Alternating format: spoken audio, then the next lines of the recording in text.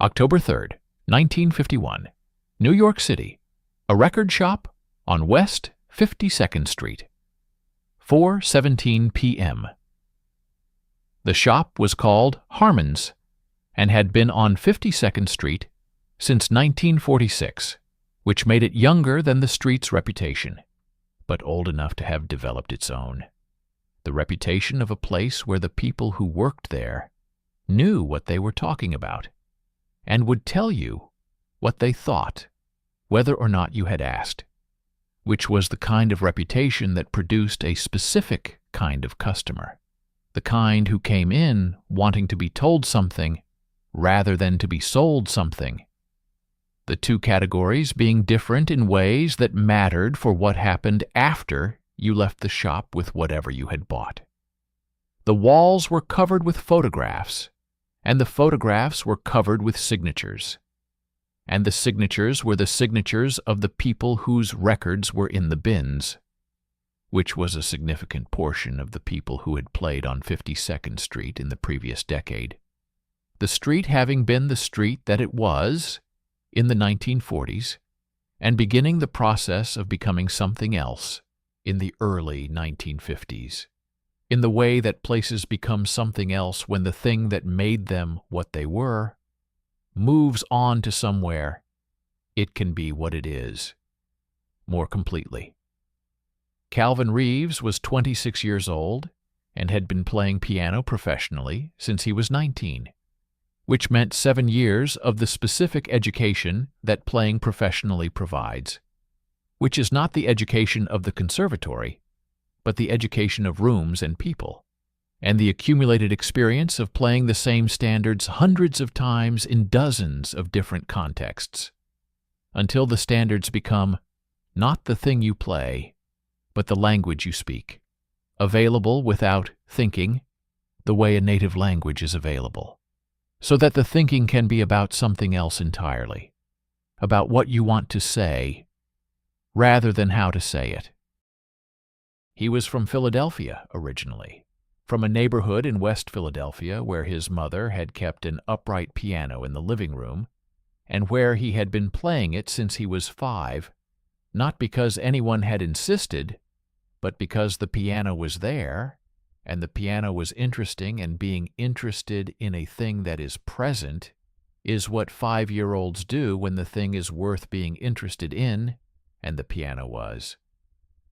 He had come to Harmon's to find a record that the piano player in his current group, a man named Otis Webb, had mentioned the previous evening after the second set, mentioning it in the specific way of musicians who mention things, which is as a reference point rather than a recommendation, the reference point being a recording by a pianist whose approach to a particular harmonic problem was something Otis thought Calvin should hear, not because Calvin needed to play like that pianist, but because hearing how that pianist solved the problem would give Calvin more options for how he solved it himself.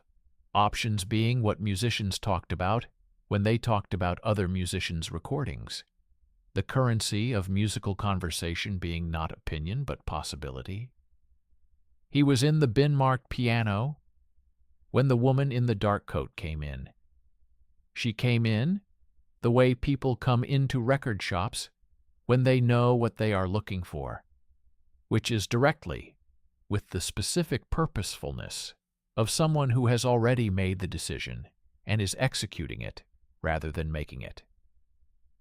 She went to the bin-marked vocal and began moving through it with the efficiency of someone who knows the alphabet and is using it, pulling records and looking at them and returning them or setting them on top of the bin, with the decisive quality of a person sorting things into categories with clear criteria.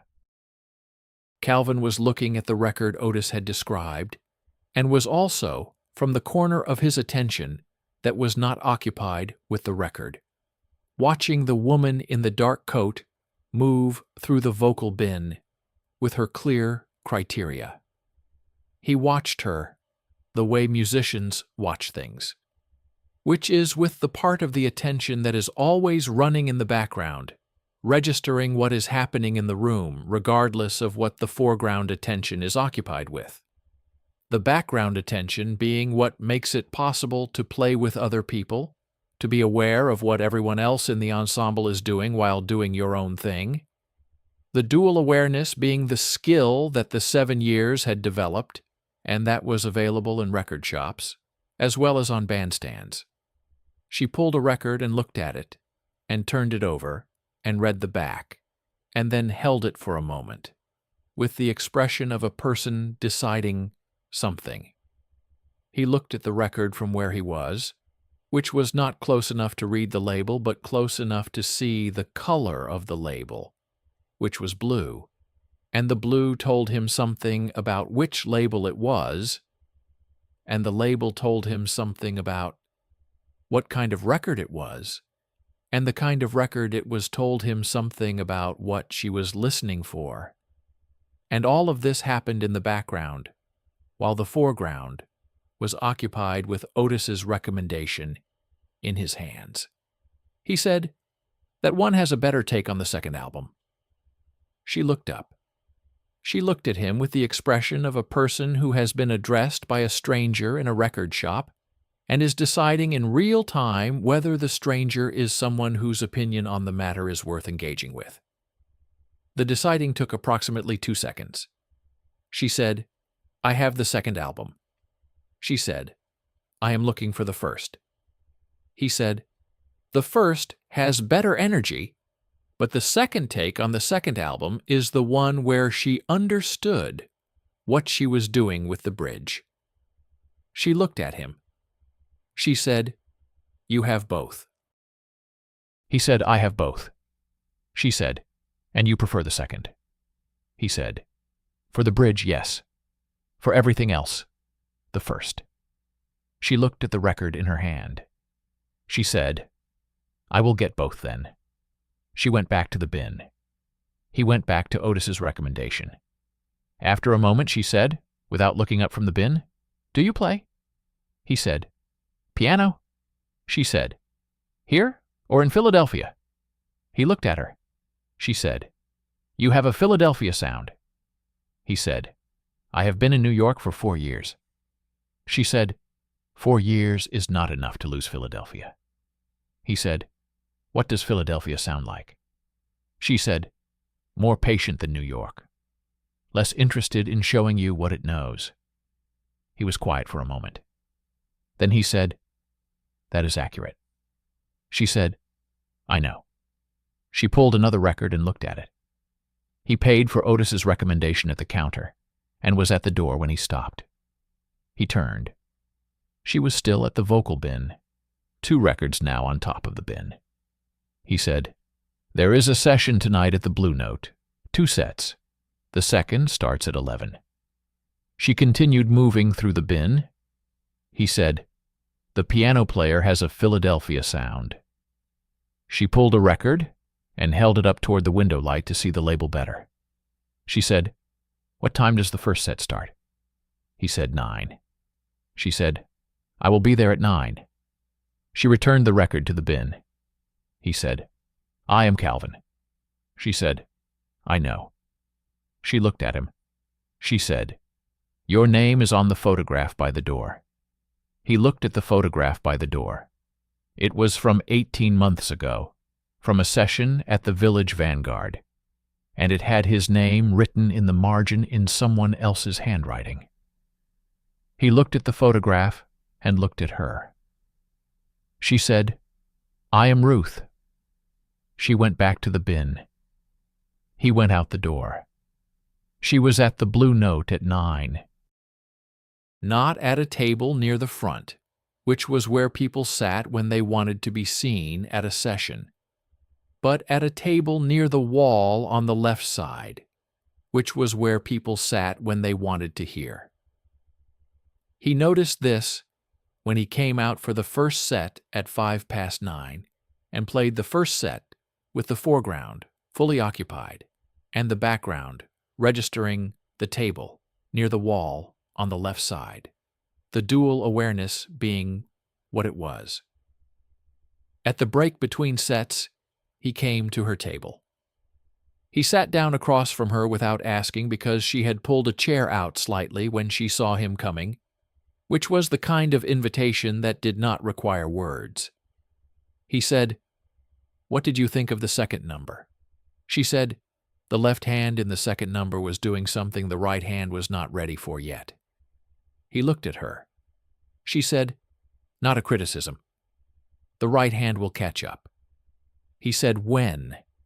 She said, "A few months." He said, "How do you know?" She said, "Because the left hand has been working on it longer, and the right hand knows what the left hand is doing, and is still deciding whether to follow." He said, "You play?" She said, "I used to." He said, "What happened?" She said, "I decided I was better at listening than playing."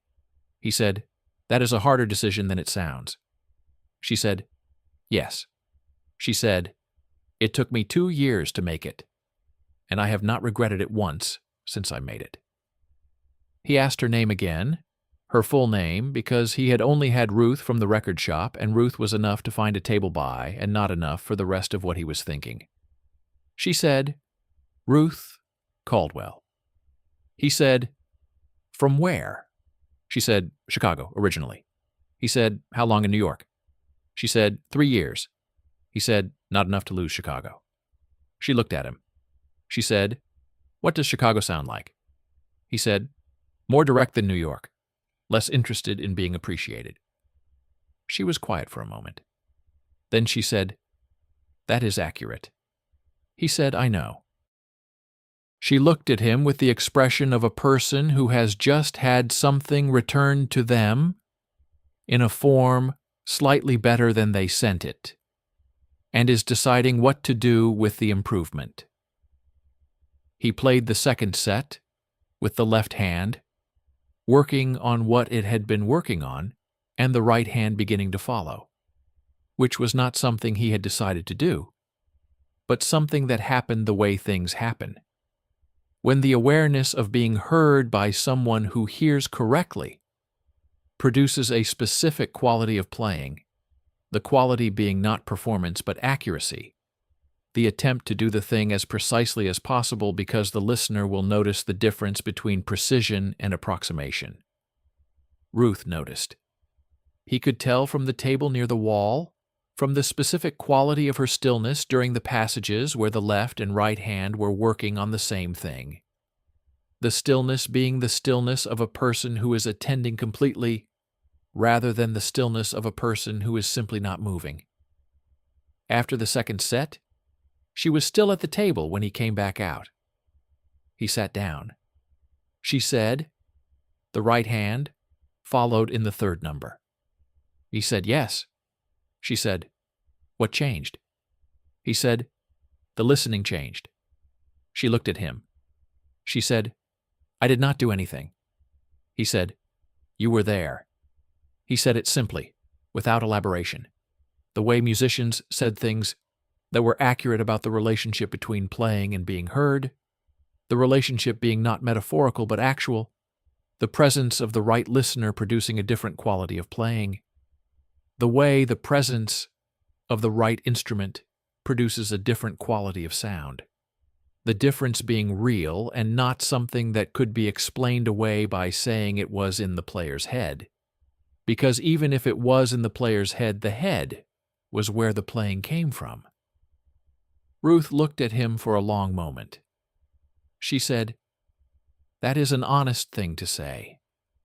He said, "It is accurate." She said, "Those are not always the same thing." He said, "No." He said, "In this case, they are." They sat at the table until the blue note began to empty, and the staff began stacking chairs on the tables that were no longer occupied, and the specific sounds of a room concluding its evening replaced the specific sounds of a room in the middle of its evening. He asked her if she wanted to walk. She said yes. They walked west on 52nd Street, and then south on 8th Avenue in the October night that New York made in October. The air with the specific quality of the city at 11:30 on a weeknight, when the people who go to bed early have gone to bed, and the people who stay up late are still out, and the city has the particular population of the late evening, the specific mix of people that the late evening produces, in a city that does not require everyone to operate on the same schedule.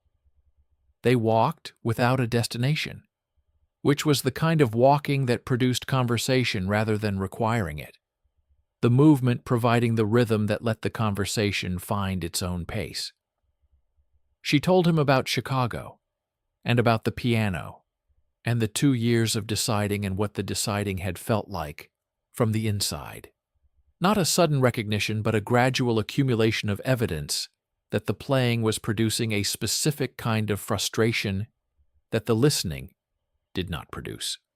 The frustration being not the frustration of difficulty, but the frustration of a person doing something adjacent to the thing they are best at, close enough to be satisfying sometimes, and different enough to be unsatisfying in a way that the satisfaction did not resolve.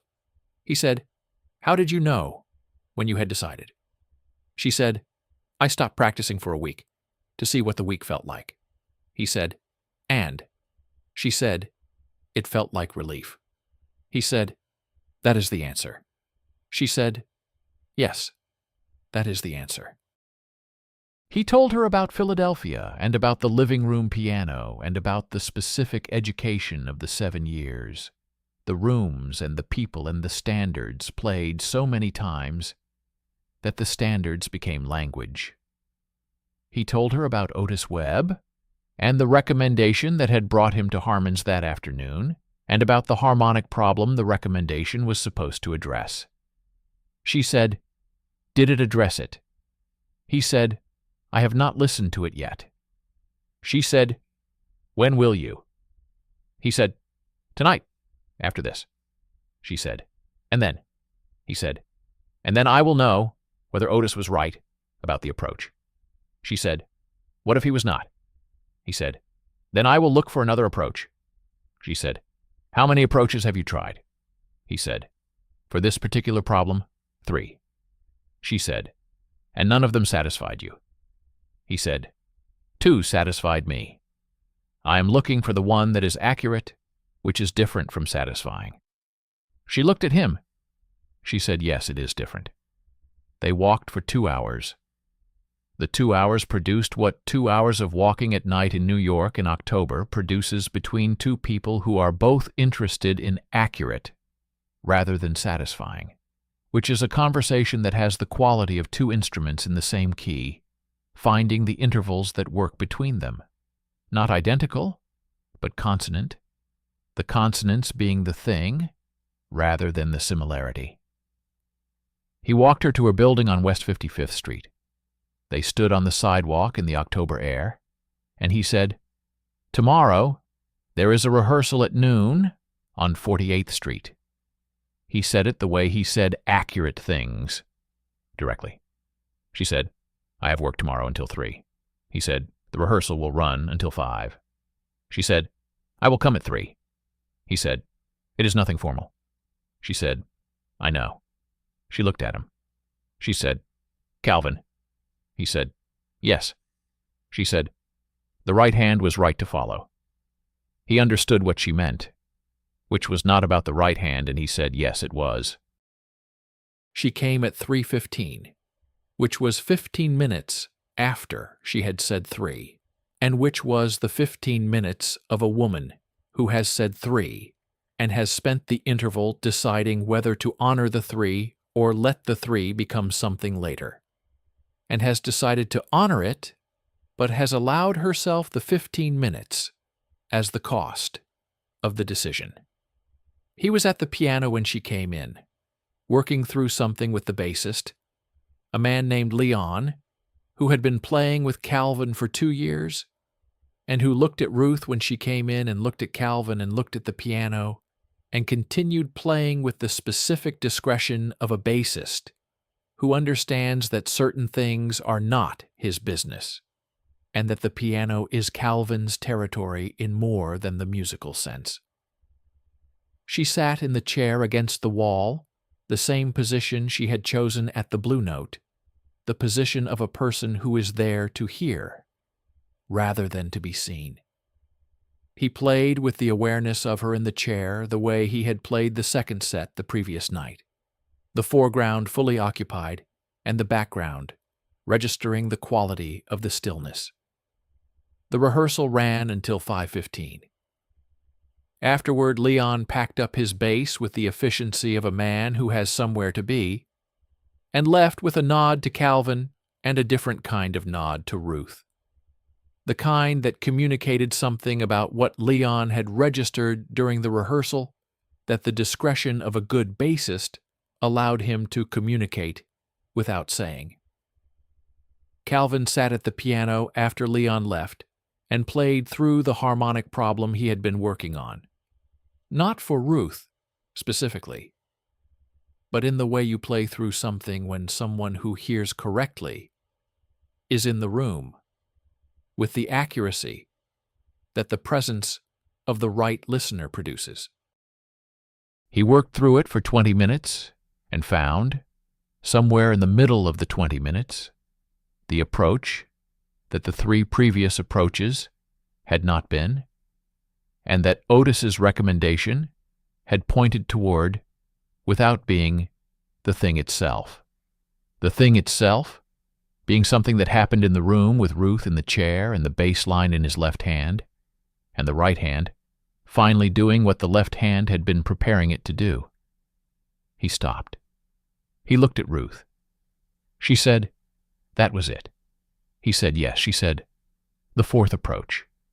He said, "The 4th approach." She said, "How does it feel?" He said, "Accurate." She looked at him. She said, "Yes, that is how it should feel." They had dinner on 48th Street at a place that a musician on the 2nd floor knew. The kind of dinner that happens after a rehearsal when the rehearsal has resolved something, and the resolution has produced the specific hunger that resolved things produce. Not the hunger of the body alone, but the hunger of a person who has been working toward something and has arrived at it and wants to mark the arrival with something specific. They ate and talked about music and about Chicago and about Philadelphia and about the specific character of New York.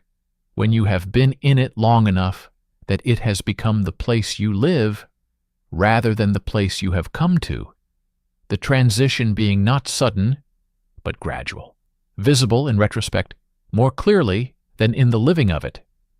He said, "When did New York become the place you live?" She said, "When I stopped comparing it to Chicago." He said, "When was that?" She said, "About 18 months ago." He said, "What changed?" She said, "I stopped expecting it to feel like something I already knew." He said, "And then?" She said, "And then it started feeling like itself." He said, "That is how it works." She said, "Yes." She said, "Is that how Philadelphia works?" He said, "I do not know.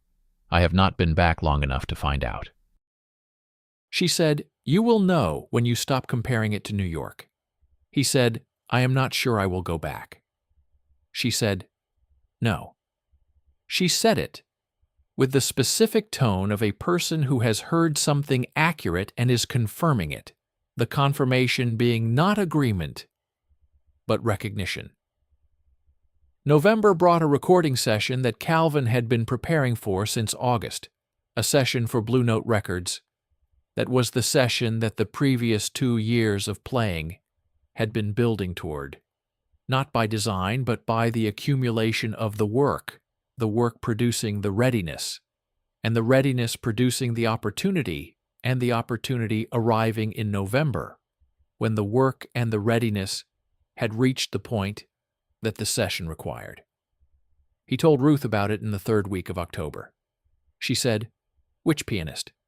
He said, "I am the pianist." She looked at him. He said, "They want to record the quartet." She said, "As leader." He said, "As leader." She was quiet for a moment. Then she said, "Which 4 numbers?" He named them. She was quiet again, the specific quiet of a person processing information that has more than one layer, the layers being not complicated but numerous, each one requiring a moment before the next. Then she said, "The third number has the harmonic problem." He said, "The fourth approach solves it." She said, "Yes." She said, "November is the right time." He said, "Why?" She said, "Because the right hand has been following for 6 weeks, and it knows where the left hand is going now." He looked at her. She said, "Play it the way you played it in the rehearsal room." He said, "I will." She said, "I know." The session was on November 14th, a Thursday, at the Blue Note Studio on 47th Street. Ruth came at 2 in the afternoon, which was when the session was scheduled, and sat in the control room with the engineer, a man named Fletcher, who had been recording jazz in New York for a decade, and who had the specific patience of a person who has learned that the sessions that produce the best recordings are the sessions where you give the players the room they need and trust that the room will be used correctly. Fletcher looked at Ruth when she came in and said nothing, which was the discretion of a man who understood that the control room in a recording session was a place where the wrong kind of presence produced the wrong kind of recording, and that Ruth was not the wrong kind of presence. Calvin played 2 takes of the first number, and 1 of the second, and 3 of the third, and 1 of the fourth. The fourth number was the one with the harmonic problem, and the fourth approach, and he played it in 1 take, which was not something he had planned, but something that happened the way things happen when the preparation is complete enough, and the room is right, and the presence in the control room is the presence it was. The take being not perfect in the sense of no errors, but perfect in the sense of accurate. The errors being the errors of a person playing the thing as precisely as they know how to play it, rather than the errors of a person playing around the thing. And the difference between the 2 kinds of errors being everything in a recording that is intended to last. Fletcher played back the 4th take at the end of the session. They listened in the control room, Calvin and Ruth and Leon and the drummer, a man named Price, who had been playing with Calvin for 8 months, and they listened with the specific quality of musicians listening to a recording of themselves, which is the listening of people who are doing 2 things simultaneously, hearing what is there and hearing the space between what is there and what they were trying to do, the space being what they will work on next. Calvin listened and heard the 4th approach in the 4th number, and heard that it was accurate, and heard that the right hand and the left hand were doing the same thing. Finally, completely, in the way that they had been working towards since October, in the rehearsal room on 48th Street. He looked at Ruth in the control room. She was looking at the speakers. Then she looked at him. She said, "Yes." He said, "Yes."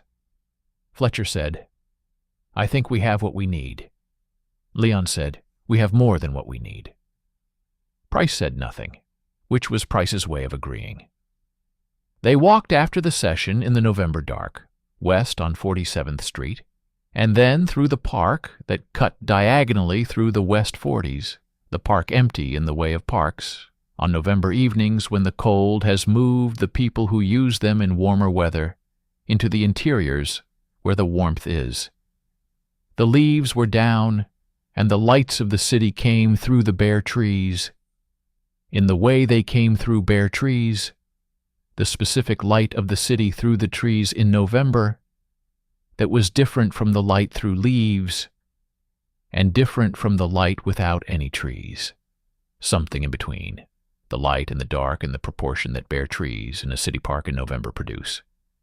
She said, "How do you feel?" He said, "Like something is finished." She said, "And," he said, "and like something else is starting."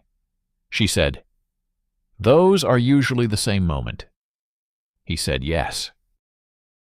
They walked through the park in the specific way of two people who have been walking together for 6 weeks and have developed the particular rhythm of walking together, the adjustments of pace and direction that two people make when they have walked together often enough that the adjustments are no longer conscious, the rhythm being the physical version of the musical consonants, the intervals that work between them producing the rhythm that the walking had. He stopped at the bench near the center of the park. She stopped beside him. He said, "I want to ask you something." She said, "Ask." He said, "I have been thinking about it since October." She said, "I know." He said, "How do you know?" She said, "Because the left hand works ahead." He understood what she meant, which was that she had been watching the preparation in the way she watched preparations, with the attention that noticed what the preparation was preparing for, and that the preparation had been visible to her in the same way that the left hand's work had been visible before the right hand caught up. The thing being prepared for being not the recording, but what the recording confirmed, and what he was now asking. He said, "I would like to continue this, by which I mean continue it as what it is, and not as what it has been, which is something that has not been named." She looked at him. He said, "I am naming it." She said, "I know you are." He said, "Ruth." She said, "Yes." He said, "Is the answer yes?" She said, "The answer is yes." He said, "Since when?" She said, "Since the record shop." He said, "I named it first." She said, "I heard it first." He said, "Those are not the same thing." She said, "No," she said, "the left hand works ahead."